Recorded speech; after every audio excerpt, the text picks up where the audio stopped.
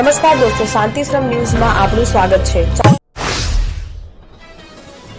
ધાનેરામાં સમસ્ત મુસ્લિમ સમાજ દ્વારા ગાય માતાને રાષ્ટ્રમાતા જાહેર કરવાની માંગ સાથે મામલતદારને આવેદનપત્ર આપવામાં આવ્યું। ધાનેરા ખાતે આજરોજ સમસ્ત મુસ્લિમ સમાજના ભાઈઓ દ્વારા રેલી નીકાળી મામલતદારને આવેદનપત્ર આપ્યું। આ આવેદનપત્ર ગાય માતાને રાષ્ટ્રમાતાનો દરજ્જો આપવામાં આવે તે હેતુથી ધાનેરાના સમસ્ત મુસ્લિમ સમાજના ભાઈઓ દ્વારા રેલી નીકાળી ધાનેરા મામલતદારને આવેદનપત્ર આપવામાં આવ્યું।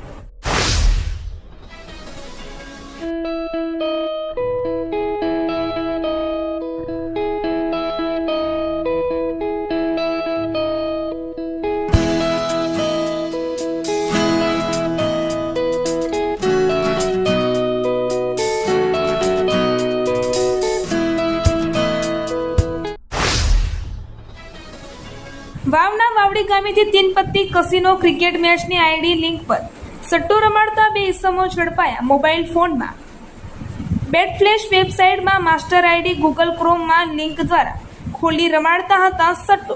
ટોટલ માસ્ટર ક્રેડિટ રકમ ₹4,72,753ના સટ્ટો રમાડવાની આઈડી કરતા હતા ઉપયોગ। અન્ય મુદ્દામાલ સહિત કુલ ₹1,85,500 સાથે 2 ઇસમોને ઝડપી લીધા છે।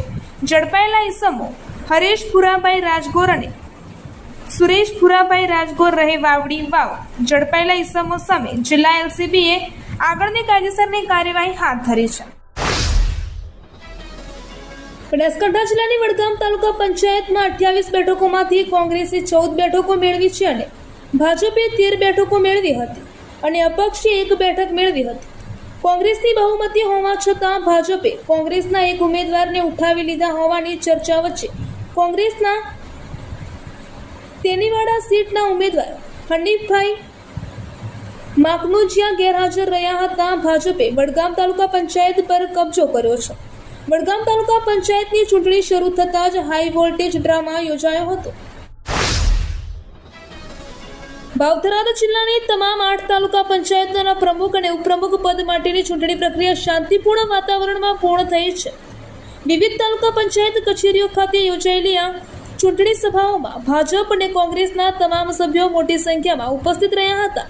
મતદાન અને સત્તાવાર પ્રક્રિયા બાદ તમામ બેઠકના પરિણામો જાહેર કરી પદાધિકારીઓની વરણી કરવામાં આવી છે।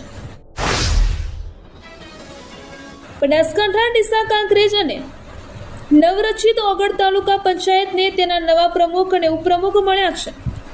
નીતાબેન ઠાકોરની પ્રમુખ તરીકે અને ભારતીબેન ઠક્કરની ઉપપ્રમુખ તરીકે વરણી કરવામાં આવી છે।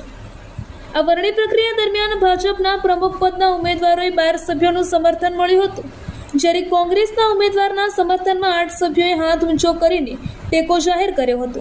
દાંતીવાડા તાલુકા પંચાયતમાં નવા હોદ્દેદારોની વરણી કરવામાં આવી છે। આ વખતે પ્રમુખ અને ઉપપ્રમુખ બંને પદ પર મહિલાઓને મહત્વપૂર્ણ જવાબદારી સોંપવામાં આવી છે।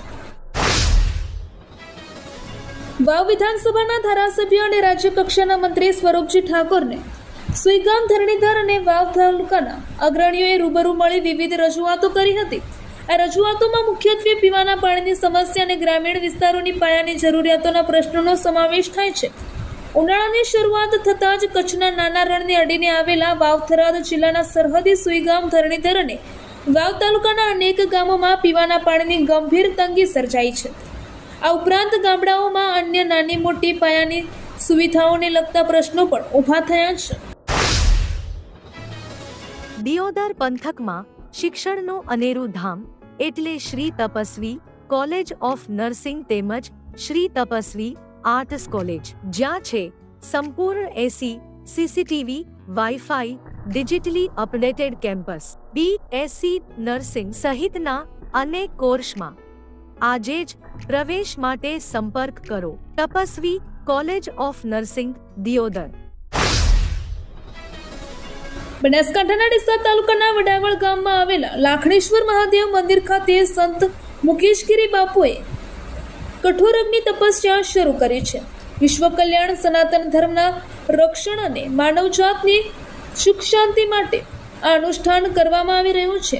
ધમધોકતા ઉનાળામાં 84 અગ્નિકુંડની વચ્ચે ચાલી રહેલી આ તપસ્યાએ સમગ્ર પથકમાં ભક્તિમય માહોલ સર્જ્યો છે। રાજ્યમાં ગરમીનો પ્રકોપ યથાવત જોવા મળી રહ્યો છે. રવિવારે 7 શહેરોનું મહત્તમ તાપમાન 41 ડિગ્રીથી વધુ રહ્યું. અમદાવાદમાં સૌથી વધુ 42.2 ડિગ્રી તાપમાન નોંધાયું છે, જેના કારણે લોકોને ભારે ઉકળાટનો સામનો કરવો પડી રહ્યો છે. ગરમીના કારણે લોકો બપોરના સમયે બહાર નીકળવાનું ટાળી રહ્યા છે. આગામી 31 મે સુધી ગુજરાતમાં હવામાન મુખ્યત્વે શુષ્ક રહેવાની શક્યતા વ્યક્ત કરવામાં આવી રહી છે.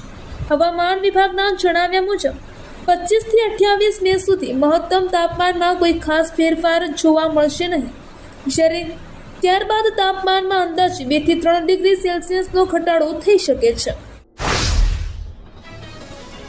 મધ્ય પૂર્વ કટોકટીના કારણે વૈશ્વિક સ્તરે સર્જાયેલા ઉર્જા સંકટને ધ્યાનમાં રાખીને સાંપ્રત વૈશ્વિક પરિસ્થિતિમાં પેટ્રોલ અને ડીઝલનો વપરાશ ઘટાડવા માટે ગુજરાત સરકાર દ્વારા વિવિધ પગલાં લેવામાં આવી રહ્યા છે.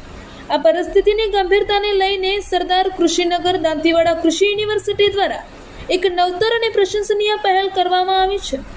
ગુજરાત રાજ્યના મહામહિમ રાજ્યપાલ અને યુનિવર્સિટીના કુલાધિપતિ શ્રી આચાર્ય દેવવ્રતજી ખાસ અપીલને અનુસંધાને યુનિવર્સિટી પ્રશાસન દ્વારા હવેથી દર સોમવારે તમામ સ્ટાફ, અધિકારીઓ, કર્મચારીઓ અને વિદ્યાર્થીઓ માટે નો વ્હીકલ ડે એટલે કે વાહન મુક્ત દિવસ ઉજવવાનું નક્કી કરવામાં આવ્યું છે. આ દિવસે યુનિવર્સિટી પરિવારના તમામ સભ્યો કોઈપણ પ્રકારના ખાનગી વાહનનો ઉપયોગ કર્યા વિના કચેરી તેમજ કોલેજ ખાતે આવશે. જિલ્લા પંચાયતની આગામી 2.5 વર્ષની ટર્મ માટે પ્રમુખ અને ઉપપ્રમુખની ચૂંટણી સોમવારે કલેક્ટરની અધ્યક્ષતામાં યોજાઈ હતી. આ ચૂંટણીમાં ભાજપના ભાવિક પટેલ પ્રમુખ અને રૈયાબેન આયર ઉપપ્રમુખ તરીકે ચૂંટાયા છે. ભાજપના ઉમેદવારોને 19 સભ્યોનું સમર્થન મળ્યું હતું, જ્યારે વિપક્ષ કોંગ્રેસના ઉમેદવારોને 13 મત મળ્યા હતા. આ ચૂંટણી જિલ્લા પંચાયત ભવનના સભાખંડમાં યોજાઈ હતી. ભાજપના મહામંત્રી સંજય પટેલ પ્રમુખ, ઉપપ્રમુખ અને કારોબારી સમિતિના હોદ્દેદારો માટે પક્ષનું મેન્ડેટ લઈને આવ્યા હતા. ભાજપ તરફથી થિણોજ બેઠકના ભાવિક હર્ષદકુમાર પટેલને પ્રમુખ પદ માટે અને સાંતલપુર બેઠકના આયર રૈયાબેન વાજાભાઈને ઉપપ્રમુખ પદ માટે ઉમેદવારી નોંધાવી હતી.